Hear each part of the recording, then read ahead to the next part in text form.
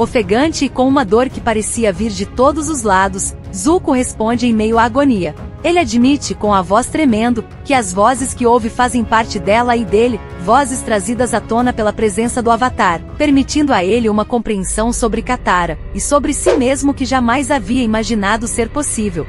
A intensidade do que ele sente quando tem as visões e ouve as vozes, são tão reais tornando impossível determinar se são lembranças ou não. Katara, porém, interrompe furiosa, gritando que ele não sabe nada sobre quem ela é, ou sobre o que já viveu. Katara reage com raiva às verdades ouvidas. Para ela é difícil admitir que também sentiu uma proximidade incomum com seu inimigo. Apesar da raiva dela e do esgotamento que sente, Zuko continua a falar, decidido a dizer o que vê, ainda que ele próprio não saiba quanto tempo mais poderá suportar a dor que se intensifica a cada palavra. Com a voz enfraquecida e o olhar distante, ele começa a descrever Katara com uma intensidade que a deixa desconcertada.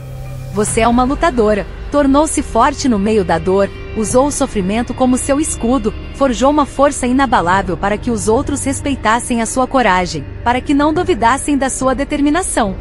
Enquanto as palavras saem de sua boca, ele começa a ter visões como reflexos de outro ele, um Zuko de outra época ou outra vida, alguém que era como um espelho, que carregava também dores e cicatrizes e que misteriosamente compartilhava uma semelhança inesperada com Katara. Era como se, ao descrevê-la, ele estivesse de alguma forma, descrevendo também a si mesmo, e o que ambos carregavam por dentro, uma conexão profunda, marcada pelas lutas e pelas visões. Katara, com os olhos ardendo de frustração e ressentimento, finalmente o solta, deixando Zuko cair ao chão com um baque seco.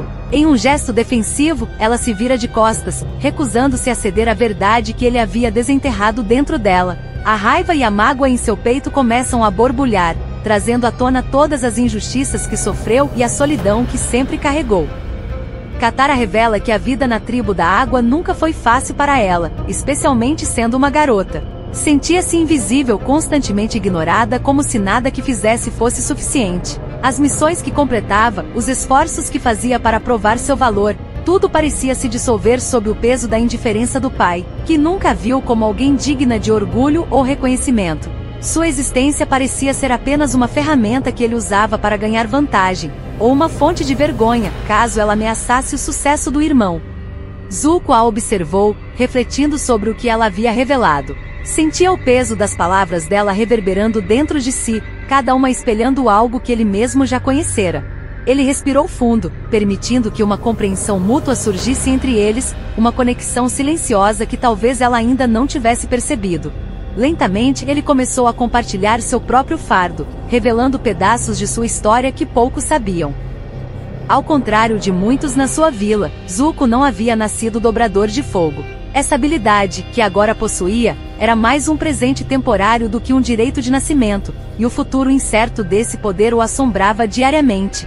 Ele lembrava com nitidez de sua irmã Azula, que desde pequena era vista como a verdadeira joia da família, dona de uma habilidade excepcional e de uma responsabilidade que nunca lhe foi oferecida. Azula sempre foi o centro das atenções, o prodígio que assumia a defesa da vila na ausência dos soldados. Era como se o brilho dela eclipsasse qualquer tentativa de Zuko de se destacar. Após a morte da mãe, a devoção do pai a Azula se tornara uma obsessão. Ele percorrera o arquipélago inteiro em busca de um mestre capaz de transformar Azula em uma dobradora ainda mais poderosa, um símbolo de força para a vila.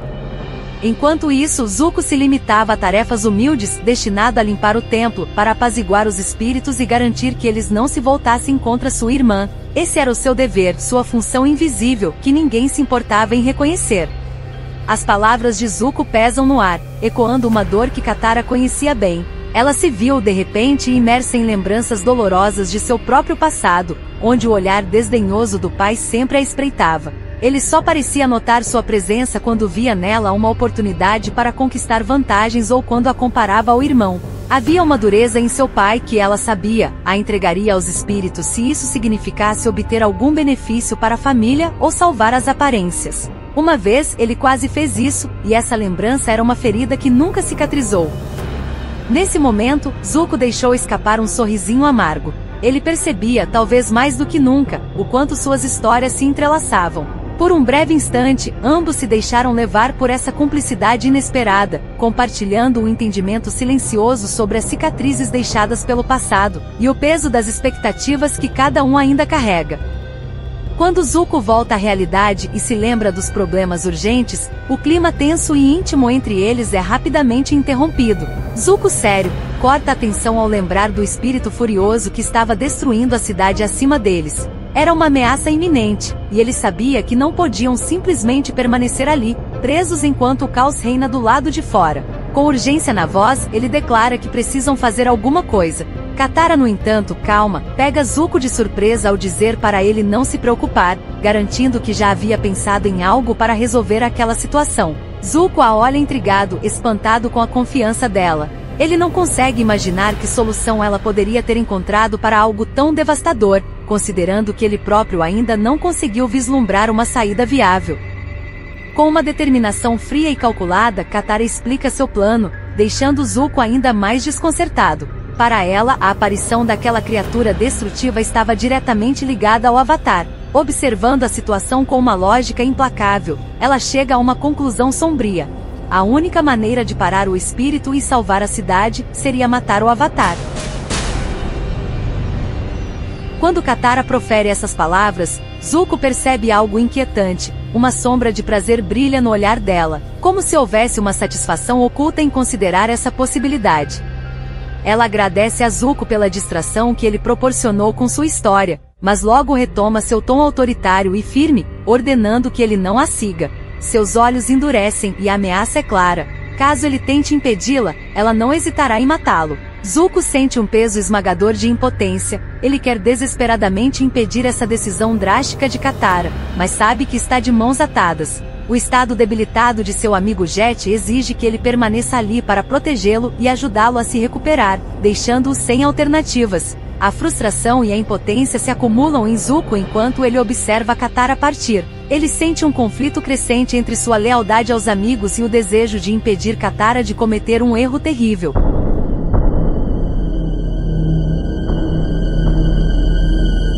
Torne-se um membro do canal para receber os vídeos de forma antecipada. Também não se esqueça de se inscrever e ativar todas as notificações. I love the chase and the hunt, and I set the pace when I'm running. I always take what I want and I always give it 100. Don't need a bank.